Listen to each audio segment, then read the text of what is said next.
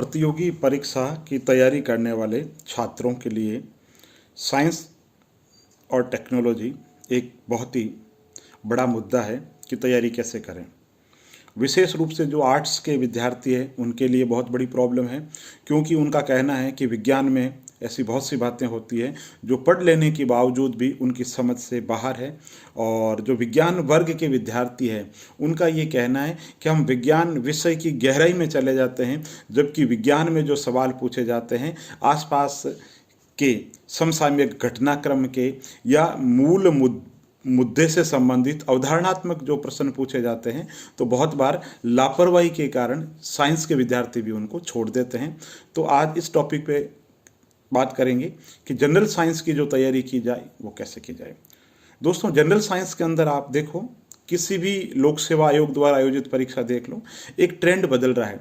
Trend ये बदल रहा है कि अब जो सवाल पूछे जा रहे हैं, चाहे विज्ञान और प्रौद्योगिकी से संबंधित हो, चाहे मानव की बीमारी से संबंधित हो, मानव के स्वास्थ्य और विभिन्न अंगों से संबंधित हो, या तंत्रिका तंत्र हो, या किसी से भी संबंधित जो सवाल पूछे जा रहे हैं वो ऐसे सवाल पूछे जा रहे हैं जिनका दैनिक जिंदगी के अंदर बहुत ज़्यादा उपयोग है।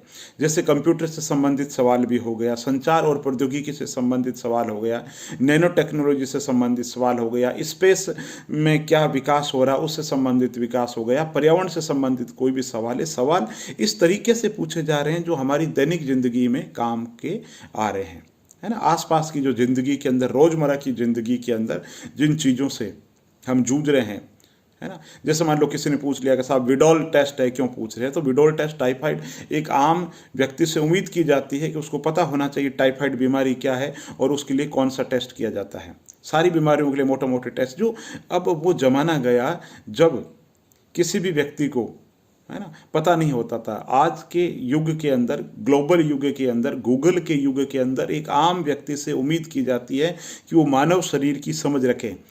वो ये उम्मीद नहीं कर सकते कि भाई फिजिक्स से संबंधित या रसायन विज्ञान से संबंधित गहरी बातें आपको आनी चाहिए, लेकिन वो कम से कम ये तो उम्मीद कर ही सकते हैं कि रसायन के जो तत्व है जिनका हमारी दैनिक जिंदगी के अंदर, हमारे खान पान में और दैनिक जिंदगी के अंदर जो चीज़ काम आ रही, चाहे वो रासायनिक तत्व भी क्यों नहीं हो, उनकी जानकारी हमें होनी ही चाहिए। तो कहने का जो लब्बो-लुआब है कि विज्ञान और प्रौद्योगिकी के अंदर आप उन मुद्दों पे ध्यान दो जिन पे आप पकड़ बना सकते हो। जैसे अंतरिक्ष प्रौद्योगिकी से संबंधित सवाल अच्छी पकड़ कर सकते हो, बायोटेक्नोलॉजी हो गया, पर्यावरण से संबंधित मुद्दे हो गए, दैनिक जिंदगी के अंदर काम आने वाली विभिन्न मशीनें हो गई, मैकेनिज्म हो गई, यांत्रिकी होगी जो हमारी ज़िंदगी के अंदर, रोज़मर्रा की ज़िंदगी के अंदर काम आ रही। इसके अलावा कंप्यूटर से संबंधित प्रौद्योगिकी यानी टेक्नोलॉजी से संबंधित मुद्दे। तो ऐसे मुद्दे जो जनजीवन को बहुत ज़्यादा प्रभावित करते हैं, तो ऐसे विज्ञान के जो विषय है उन पर आपकी पकड़ होनी चाहिए। और जिस भी एग्ज़ाम में आप बैठ रहे हैं, पिछले सालों के पेपर देखिए, उससे आपको पता लग जाएगा कि क्या सवाल पूछे जा रहे हैं।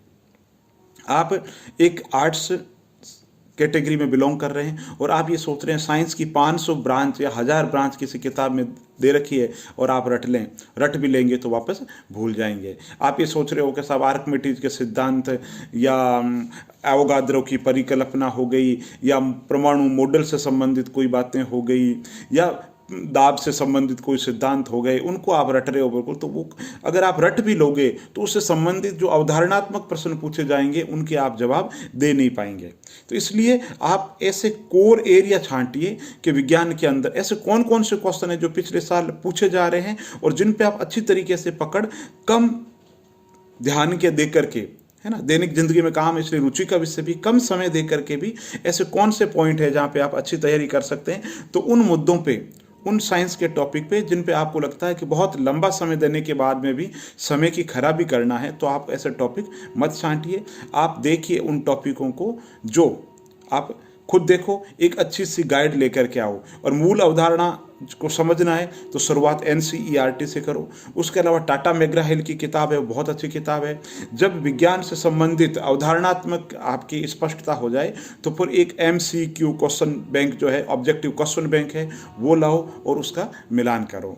उससे विज्ञान की अवधारणाएं समझ लोगे आप और साथ में ऑब्जेक्टिव क्वेश्चन मिला लोगे तो आपके हमेशा हमेशा के लिए परमानेंट मेमोरी के अंदर वो चीज़ें फिट हो जाएगी।